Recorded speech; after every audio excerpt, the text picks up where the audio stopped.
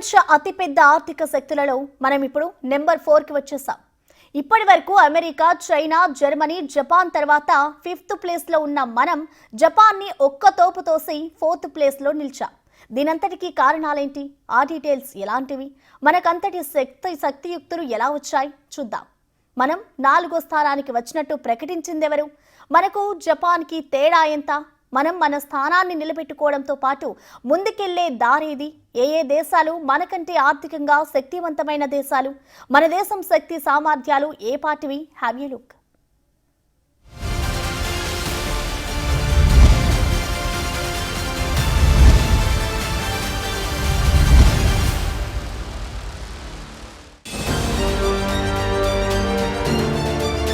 బలిరా భారత్ బలి.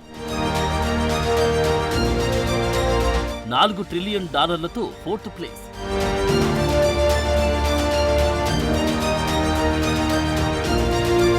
మన ముందున్న ఆర్థిక వ్యవస్థలు యుఎస్, చైనా, జర్మనీ మాత్రమే.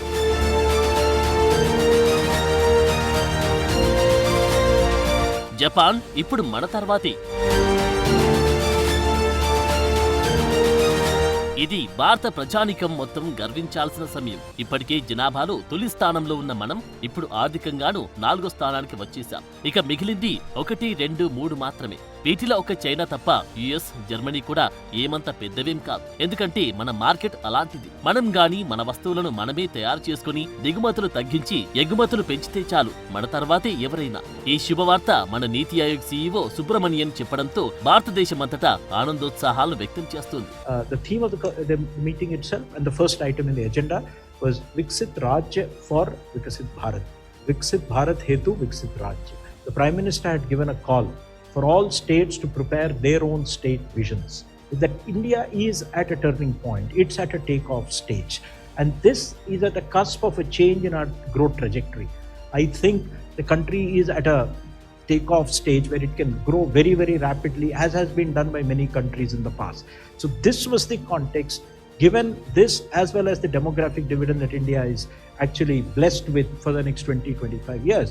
నీతి ఆయోగ్ 10వ గవర్నింగ్ కౌన్సిల్ సమావేశం తర్వాత ఏర్పాటు చేసిన విలేకరుల సమావేశంలో ఈ మేరకు కీలక వ్యాఖ్యలు చేశారు సుబ్రమణియన్. భారతీయుల నోట్లు చక్కెర పూశారు. ఇకపై మన 4th best economically powerful country in the world అంటూ ఆయన చెప్పిన ఈ సమాచారంతో భారతీయులు ఎంతో సంతోషించారు. ఈ విషయం ప్రపంచానికి తెలియజేసింది మన దేశీయ సంస్థలు కావు. IMF, అంతర్జాతీయ ద్రవ్యనిధి సంస్థ విడుదల చేసిన సమాచారం ఇది. This is already visible in the growth of India. We are the 4th largest economy as I speak. We are a $4 trillion economy as I speak. And this is not my data, this is IMF data. India today is larger than Japan. So it's only the United States, China and Germany which are larger. And if we stick to what is being planned, what is being thought through, it's a matter of another 2.5 to 3 years, we would become the 3rd largest economy.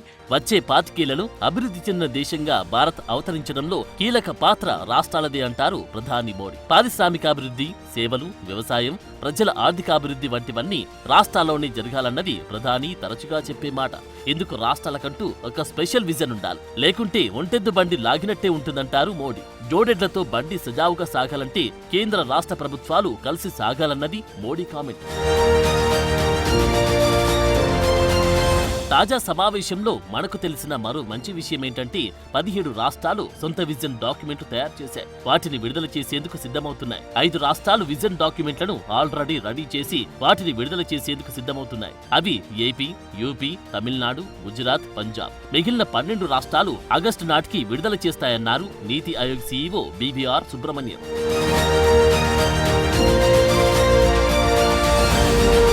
మరోవైపు కేంద్ర మంత్రి జితేంద్ర సింగ్ ఇదే విషయాన్ని X వేదికగా post చేశారు. వికసిత్ భారత్ వైపు ఇది అతిపెద్ద ముందడుగని ఆయన అన్నారు. దీన్ని సాకారం చేసింది మాత్రం ప్రధాని నరేంద్ర మోడీ. ఎందుకు మోడీకి దేశం తరపున కృతజ్ఞతలు చెప్పారు జితేంద్ర సింగ్. కొన్నేళ్లలోనే భారత్ 3వ ఆర్థిక వ్యవస్థగా నిలుస్తుందని ఆశాభావం వ్యక్తం చేశారు. 2010లో అతిపెద్ద ఆర్థిక వ్యవస్థల లిస్టులో భారత్ది 10వ స్థానం. 2019 వచ్చేసరికి బ్రిటన్ ని వెనక్కి నెట్టి 5వ అతిపెద్ద ఆర్థిక శక్తిగా ఎదిగారు. 6 ఏళ్లలోనే 4వ స్థానానికి వచ్చేశాం.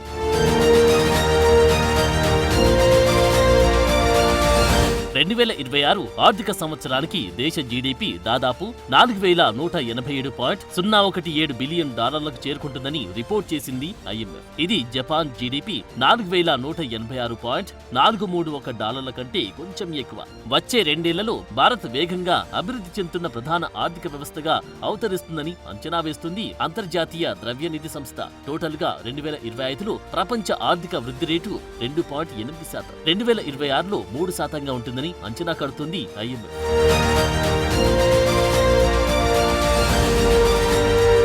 జపాన్ కి మనకి చాలా తక్కువ తేడా మాత్రమే ఉంది కదా. ఈ ఆధిక్యత నిలుపుకునే దారేది అని చూస్తే ఎందుకు మనమేం చింతించాల్సిన పని లేదంటుంది IMF. కారణం భారత్ ప్రస్తుతం వాయువేగంగా అభివృద్ధి చెందుతున్న దేశాల్లో ఒకటిగా అవతరించిందని. ఇది మన దేశవాసులు సంతోషించాల్సిన విషయమని అంటుంది అంతర్జాతీయ సంస్థ.